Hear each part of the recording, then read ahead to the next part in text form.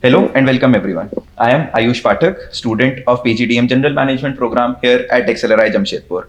And it is my pleasure to bring you this conversation at a flagship consulting conclave, Fulcrum. Our theme this year is Gen AI in consulting. And through this conclave, we have been asking one important question. As AI learns to do more of thinking, what impact does it have on the consulting industry? Consulting has always been about making sense of what's new and helping companies put it to work. And in India, at the forefront of this technological adoption are the GCCs, the Global Capability Centers, the offshore hubs that have grown from back offices to brains of global enterprises. So today, we have gone straight to someone who has shaped both the worlds. Our guest brings over 2 decades of cross technology and business experience, beginning as an engineer before moving into leadership roles at IBM and Kyndryl, who helped build country's global capability business from ground up. Today, as partner at EY, he advises the industry he helped create. Mr. Prakash Dwivedi, welcome, and it is a privilege to have you here, sir. Thank you. So, sir, since you have built GCC business at Kyndryl and at IBM, and now you advise GCCs at EY, how has the role of GCCs changed over these years? So I think the benefit of cost leverage, cost arbitrage benefit, that was the initial driver in terms of scale, in terms of the pricing benefit that companies make, which is where the concept of saying back offices in India was the initiation of the GCC business in India. How that has evolved now in due course of time is there is a lot more niche work happening from all of these GCCs, innovation, strategy, a lot of product ownership, life cycle ownership. All of them are now inherent to GCCs right now. So I think it has evolved in terms of the kind of work that GCCs have done, and also the kind of roles and leadership that GCCs are seeing internally. So increasingly, you don't get a lot of GCCs today do not like to be called a GCC. They want to be called another office of the enterprise, right? So that's a evolve. I would say the thought process of employees working, the leadership at the head offices and the offices in India has evolved quite a bit because of the kind of work and value being brought to by the GCCs here. Thank you, sir. And sir, so when you were building GCCs at Kyndryl and IBM, and now you consult them at EY, so how do you look at that same ecosystem from those two lenses? So I think consulting is a different ball game altogether when you compare to being at a SI like an IBM or a Kyndryl, because um, consulting is far more evolved in terms of the way you look at problems, and how you are expected to talk of outcomes, how you are expected to have conversations around problems that at times clients themselves don't see, right? When we started off 7-8 years back in my IBM Kyndryl days, it was more about going and asking where can we help. In consulting, it's more about saying this is what's happening in the world. Are you up to date with it? Do you want us to help you reach there? If you aren't, if you are on the journey, do you have some roadblocks that you want us to help you deal with it? So I think the way the selling happens, the way the conversations happen, is completely different between a consulting firm and a non-consulting firm, and which is where now increasingly you're seeing in this age where consulting firms are doing a lot more tech work than they traditionally used to do. There's a lot of domain-led conversations that happen, unlike the large SIs. The large SIs are naturally now trying to upgrade themselves to talk of domain and trying to get into the consulting arm. So there's a lot of push and pull happening from both sides. So GCCs have been at the forefront of technological adoption. So they have gone through ERPs, cloud analytics, and now AI. So in what way companies adopt new technology, and what is different this time, or is it the same story with a new name? I would say it's very similar. Is it same?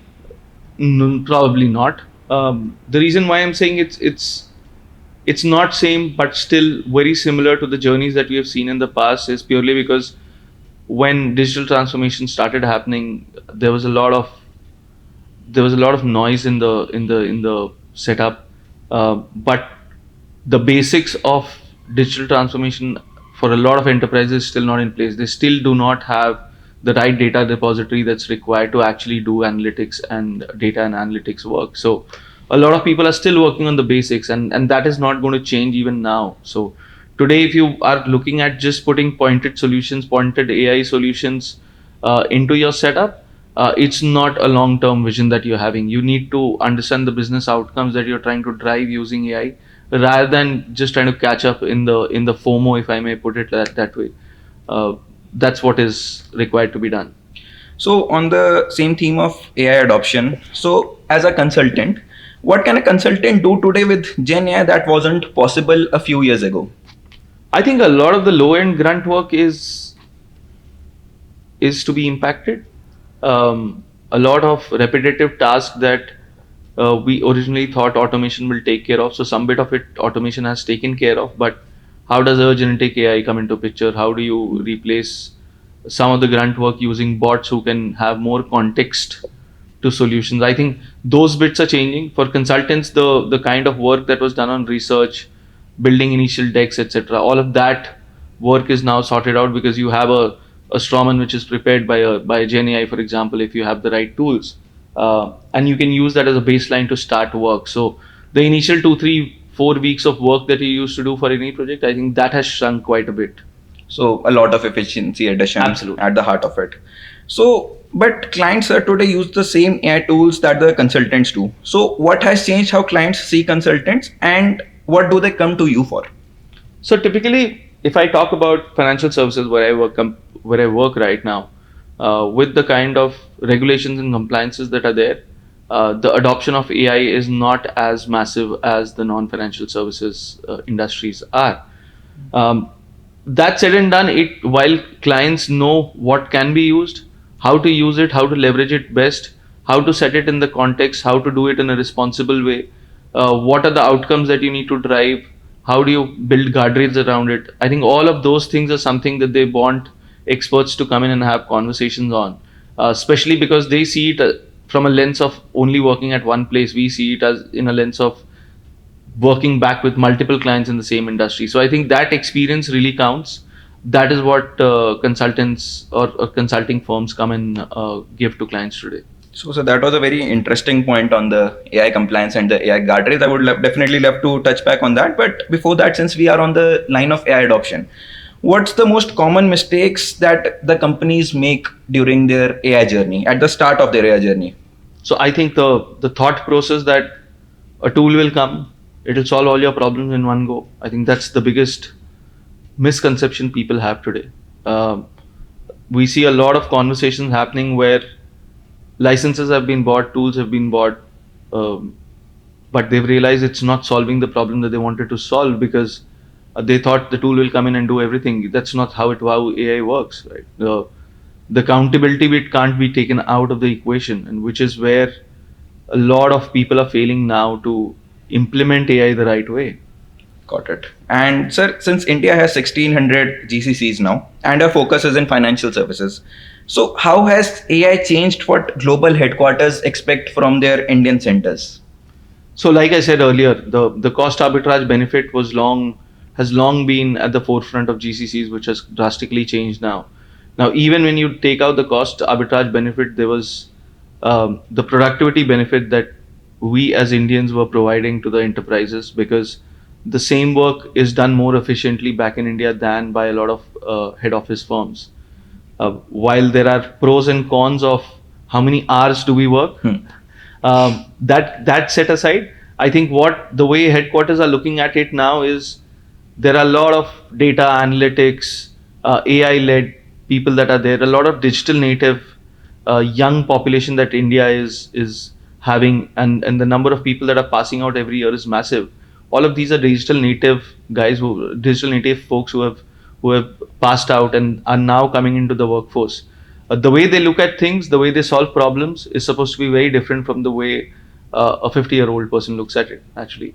And I'm talking in generic, I'm not talking of specifics here, but I think that's what is keeping the head of headquarters very, very excited, because there's a massive workforce that's available for them to train, to take care of what is coming in future.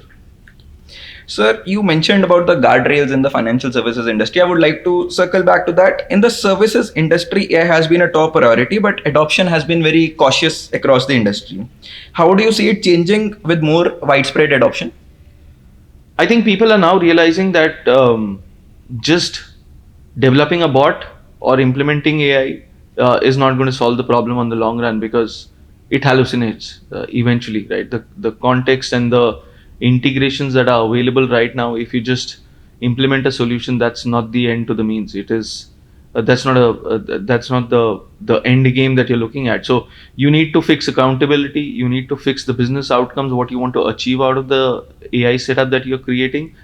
You also need to take care of what guardrails you're putting. How are you ensuring that um, the guardrails are there during the development phase as well, and not only on how adoption has to be done. You have to ensure that there is level based or designation based, if I may put it that way, usage of each of those tools. Not everybody should have access to everything that's there in the tool.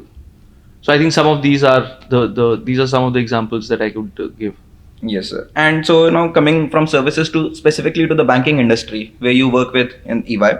So when the bank's GCC wants to use AI on customer data on say risk work on, so what makes it hard and what makes it work? Because the reason is banking is an extremely regulated sector. I think again, what if you were given a project of setting up a market entry for a enterprise, right? That the a lot of the grunt work now is being can be done by AI. You don't need people to actually go do market research, do all of that. You can put all the data that is available and in the public domain into a AI tool and ask it to give you data that is required. When it comes to risk, it's a little more challenging, because there's a lot of context base that has to be given to the AI. Now, again, when you talk of AI models, there's financial services can't use too many public models of AI, right? These are typical the local AI, local LMs that are used to create tools and platforms that are used. So, what are they trained on? Again, is very important. What is the context that they are deriving, from which they are deriving and building the solutions? That is again important. So, a lot of that context setting is something which becomes very, very important. That's where having specialized firms or the consulting firms come in and help you build that setup is important. Naturally, when we talk of in risk or the larger risk area, if you talk of forensics or anti-money laundering, etc., these are ripe use cases for Gen AI, for example. But you can use a lot of bots that you can create, or genetic agents that you can create to replace a lot of the repetitive work that you do in terms of filling a lot of data, etc., all of that. So those are some of the things that have been easily picked up, but there's still a lot of context setting and integrations, and how the larger regulations are deriving, and which direction are these regulations taking place. So I think some of those bits are important. Yes, definitely, sir. And so, which use cases in financial services have shown most value addition, and which one only look in good in demos? Would love to pick your brain since your experience in the financial services. So I think, like I mentioned, forensics, anti-money laundering, software development, testing. These are some of the very use cases which are very, very prevalent in the financial services industry. If I talk of the overall industry, learning, development, HR, all of these are legal frameworks. These are very low-hanging fruits for all industries per se. What is not going outside the pilot phase, I would say, a lot of product-driven conversations where we are looking at building platforms which are AI first or AI native. Why they are not getting out of the pilot phase right now is because the integrations make it even more difficult. Like I said earlier, you can't have a pointed solution of an AI solving every problem, right? You got to have the entire life cycle being AI native. Then it's similar to what we say, that when you're talking of digital transformation, you start from the microservices, which means you re-platform, re-engage, and restart a lot of the development that you're doing. You can't just say that I'm doing digital transformation, but not talking about changing a legacy apps and legacy applications and platforms to microservices based architecture. Got it.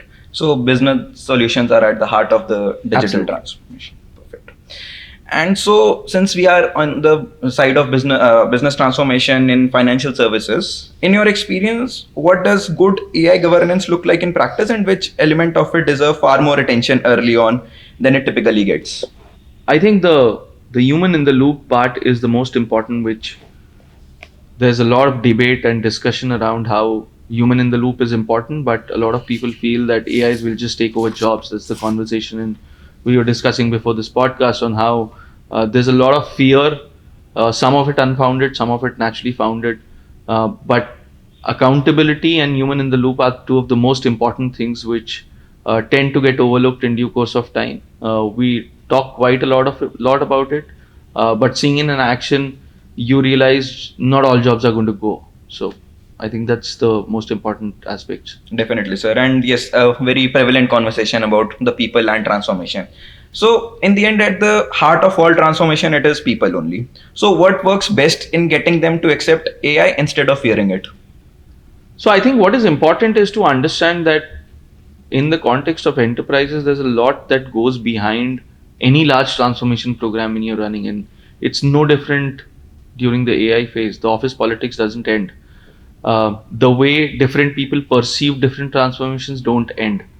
It is, you'll always have somebody questioning, why is it this working like that, why isn't it working like this, right? So a lot of those aspects around finer getting people ready to accept is something which has to be very, very clearly and articulated, and very open communication to be done with people when you're looking at large transformations like you're seeing in AI.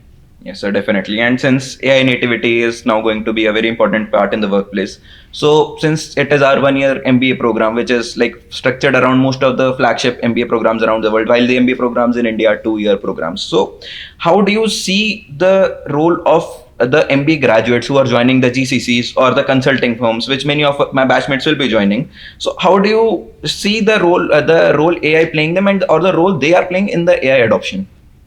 So I think what is very important if you want to get into entry level jobs, or even a little experience entry level jobs, if I may put it at that, what is important is to understand that AI is here to help you in whatever you're doing, in whichever way you're doing. You need to be far more innovative and thought through than just being scared of what you're hearing and seeing.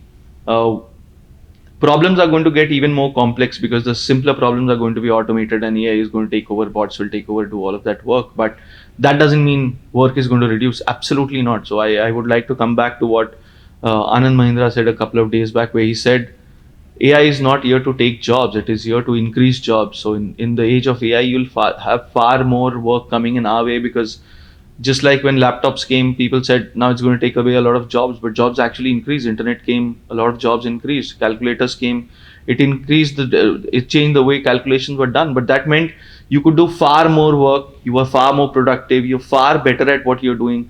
So the challenges are only going to get more complex. Till the time there's growth, population is growing, business is growing, new businesses are coming out, there's absolutely not going to be any dearth of work. It's just the way the work is done is going to change.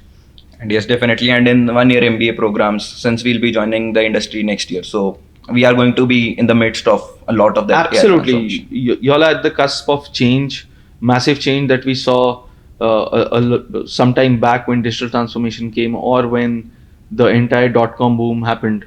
A lot of those kind of changes, what you'll see, and you are right there at the cusp of time where we are seeing people wanting to adopt AI, but having their own inhibitions on how it can be adopted, what are the best practices, etc. So I think the timing is just right for you guys. There's excitement ahead. Yes, sir, definitely, sir, definitely. So thank you so much for your time. It has been a very insightful conversation. Absolutely, pleasure. And thank you so much for your time and effort. Thank you. Thank you.